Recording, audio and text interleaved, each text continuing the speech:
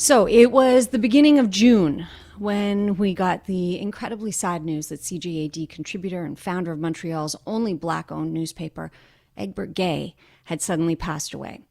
It's been almost 2 months, and honestly, it's still hard to believe. Today, his son Emar is out and about on the streets of NDG and elsewhere delivering a tribute edition to his dad. He's on a mission to return to make sure the paper continues, and he joins us now. Emar Mitchel, Egbert Gaye's son. Hello, Emar. Hello, how are you? I'm good. This must be a very emotional day. How are you doing? I'm hanging in there. It is a very overwhelming and emotional day. I'm not gonna lie.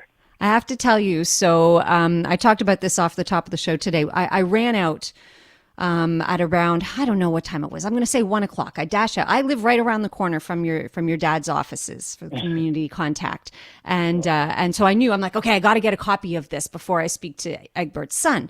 And I dash out and I see a woman at the bus stop and she's holding the newspaper, and I was like, oh, where'd you get that? And she said, Esposito's. I'm like, great, that's where I'm going to head, because I thought if I go by the office, it's going to be a very busy time, a very stressful time, and indeed a very personal and emotional time, Emar.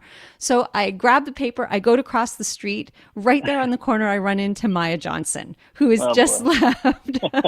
And we had a moment. Now, we cried. I'm not going to lie, Emar, we cried.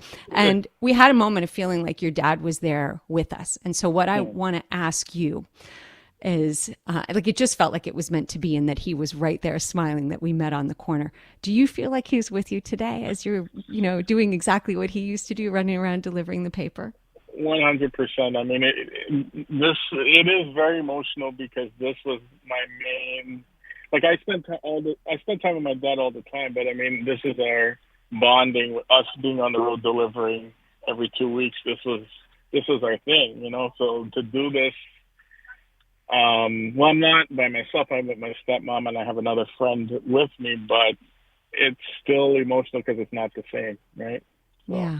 It's not the same. The edition, I haven't had a chance to read it because I've been on air, but I was able to look through it quickly before starting the show today. And Emar, well done. Again, Maya Johnson is the guest editor. Your dad's picture right on the front cover, a lasting legacy. What do you think it would mean to him that you're so determined that his legacy continues?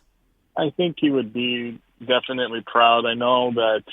This was unfortunately, I knew that at some point I would have to do an issue like this if this was going to happen. I wasn't expecting it to be so soon, but I knew I would always do an issue to pay tribute to him.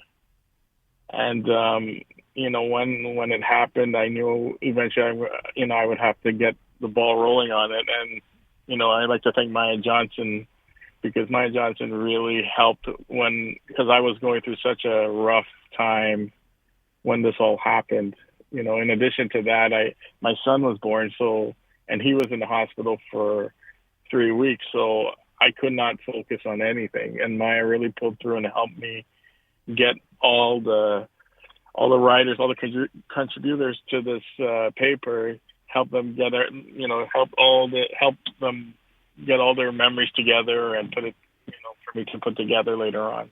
I should let people know there's essays in here from Tommy Schnurmacher, from Trudy Mason, Elias Makos here, and Agasse Dowson. I mean, you name it, Mark Miller. They're just beautiful, beautiful tributes to your father. I can't imagine, it's hard for me to imagine anymore that anybody listening, because CJAD 800 listeners love your dad so much. I think they're very familiar with him and what he stands for, but someone who might be listening and isn't familiar and doesn't know your dad, what would you like them to know about Egbert Gaye?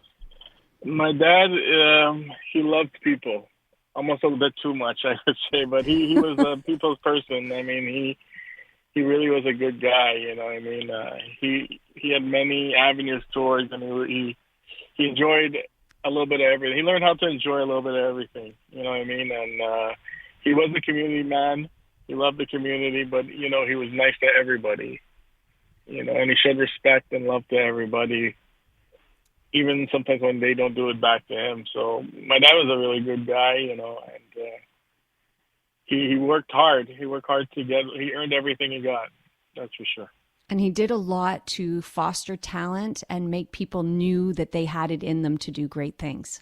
yes, he mentored a lot of people, a lot of the journalists you see on television and here on radio. He had some sort of hand into it, so even elsewhere.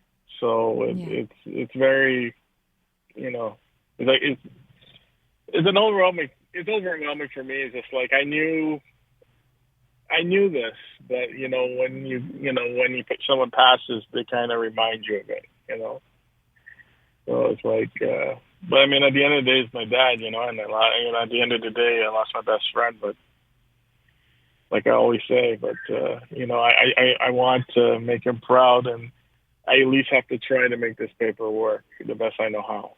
Emar, you are making him so proud. I mean, I can just see him beaming. You did it. You put this issue out. There are future issues to come that you think Montreal Community Contact is going to survive.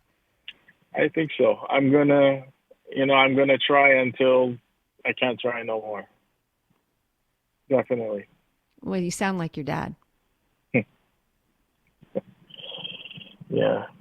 Yeah, that sounds like something he would say. And I'll just say, I used to, anyone who's ever bumped into him on the street, out and about, I always ran into him right in that corner, right next to Notre Boeuf de Grâce, where your offices are upstairs. And you knew that a great conversation was always going to ensue, and you would walk away. Sometimes, if you didn't agree with what he had to say, he'd have you thinking at the very least. That is definitely true, and we get into it because me and him, we see eye to eye in a lot of things, but we're also, I also have other views that we don't agree with, so we discuss it all the time, and it's all in fun though. Well, congratulations on an absolutely beautiful edition of Montreal Community Contact. I fully, encourage people to go out and get a copy of it and have a moment with Egbert and Emar. I just want to say the apple doesn't fall far from the tree. Please keep us posted, and we'll speak to you again about the future and other editions. Okay.